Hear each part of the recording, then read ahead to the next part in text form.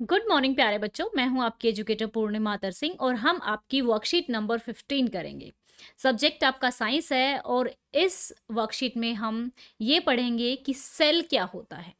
तो बच्चों देखो, जीवन की जो सबसे छोटी यूनिट होती है ना, जहां से जीवन स्टार्ट होता है, हम लोग बनना स्टार्ट हुए। ठीक है, बिल्कुल एक छोटी सी यूनिट जिसको कहा जाता है सेल से।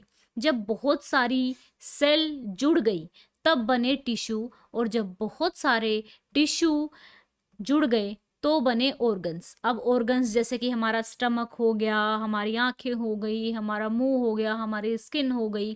ठीक है, ऑर्गन्स के बाद हमारे डिफरेंट डिफरेंट बॉडी पार्ट्स बने और सभी ऑर्गन्स को मिला के हमारी पूरी बॉडी बनी। तो लाइफ कहाँ से स्टार्ट हुई? जहाँ से लाइफ स्टार्ट होती है किसी भी जीव की, चाहे कोई भी जीवित प्राणी है, वो सेल से ही बनना स्टार्ट होता है। ठीक है, अब कई प्राणी ऐसे होते हैं जैसे हम लोग हैं, जिनमें कई सारी सेल्स हैं। जैसे कि मैंने कहा, बहुत सारी सेल मिलती हैं, टिश्यू बनाती हैं, टिश्यू ऑर्गन्स बनाते हैं। कुछ प्राणी ऐसे होते हैं जो एक ही सेल से सारा काम चला लेते हैं, आगे सेल बढ़ाते ही नहीं है। तो इसका एग्जाम्पल है अमीबा।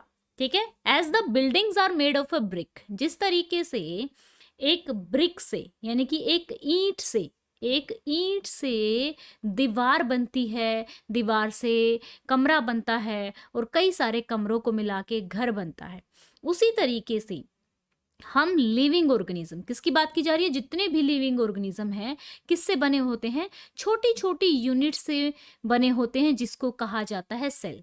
हमारी जो सेल होती है कुछ ये जो देखेंगे आप, ये जो है, ये वाली जो सेल है, ये अनियन की सेल है। जो प्याज होता है उसकी सेल यहाँ पे आपको दिखाई हुई है। हम सेल को नंगी आंखों से नहीं देख सकते हैं, उसको देखने के लिए हमें माइक्रोस्कोप की जरूरत पड़ती है। ठीक है, तो किसी भी लिविंग ऑर्गेनिज्म की जो सेल होती है वो बहुत छोटी सी होती है। कुछ लिविंग ऑर्गेनिज्म जो होते हैं उनमें एक ही सेल होती है, उसी से वो सारा काम करते हैं, और कुछ लिविंग ऑर्गेनिज्म होते हैं उनमें बहुत सारी सेल्स होती हैं। जैसे हमारी आंखों की सेल अलग है, हमारे ब्रेन की सेल अलग है, हमारे स्किन की सेल्स अलग हैं, हमारे जो मसल्स हैं उसकी सेल्स अलग हैं। ठीक है बच्चा, तो जो जिनमें एक ही सेल होती है उनको यूनिसेलुलर कहते हैं। ठीक है, और जिनमें कई सारी सेल होती हैं उनको मल्टी सेलुलर कहते हैं, और हम मल्टी सेलुलर्स हैं। ठीक है, तो अब हम बात करते हैं, सेल्स के भी पार्ट होते हैं। ठीक है, तो ये जो सबसे बाहरी तौर पे होता है ना, सबसे बाहर जो होता है, इसको कहते हैं सेल मेम्ब्रेन। ठीक है, सेल की जो बाहरी कवरिंग है उसको कहते हैं सेल मेम्ब्रेन। फिर इसके अंदर एक जेली सा सब्सटेंस होता है, जेली सा पदार्थ होता है, उसको कहते हैं साइटोप्लाज्मा। ठीक है, और फिर उसके अंदर होता है न्यूक्लियस, ये न्यूक्लियस है।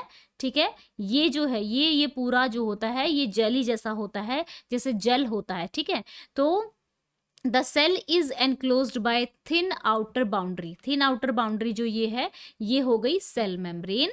ये जो यहाँ पर है, ये वाला, ये गोल, ये हमारा हो गया न्यूक्लियस। ठीक है, ये स्फेरिकल होता है, और ये जो है हमारा, ये जो सब्सटेंस है इसके अंदर जेली जैसा, इसको कहते हैं साइटोप्लाज्मा। तो बच्चा यहाँ पे आपको क्या करना है, आपको दो क्वेश्चन दिए हुए हैं इस वर्कशीट में, बहुत छोटे छोटे से क्वेश्चन है बिल्कुल ही। ठीक है ना, तो जो पहला क्वेश्चन है वो तो ये है कि डिफाइन सेल, सेल को आपको डिफाइन करना है, सेल क्या होती है। दूसरा है dry diagram of a cell and label its three basic part. तो ये देखिए, थ्री बेसिक पार्ट यहाँ पे आप ड्रॉ करेंगे सेल को। सेल के थ्री बेसिक पार्ट जो है, एक ये क्वेश्चन नंबर 2 का आंसर हमारा ये वाला है। ठीक है, क्वेश्चन नंबर 2 का आंसर हमारा ये है। तो अभी हम क्वेश्चन नंबर 1 का आंसर करेंगे। ठीक है, तो चलिए आ जाइए यहाँ पे। ये देखिएगा, हमारा फर्स्ट क्वेश्चन दिया हुआ है, define cell. Cells are the basic fundamental unit of a life, जहां से जीवन स्टार्ट होता है। ठीक है, बेसिक फंडामेंटल यूनिट है। Draw a label diagram of a cell, cell का लेबल डायग्राम आपको ड्रॉ करना है। इसके थ्री बेसिक पार्ट, तो ये हमारा क्या है, सेल मेम्ब्रेन, ये हमारा क्या है, न्यूक्लियस, ये हमारा साइटोप्लाज्मा।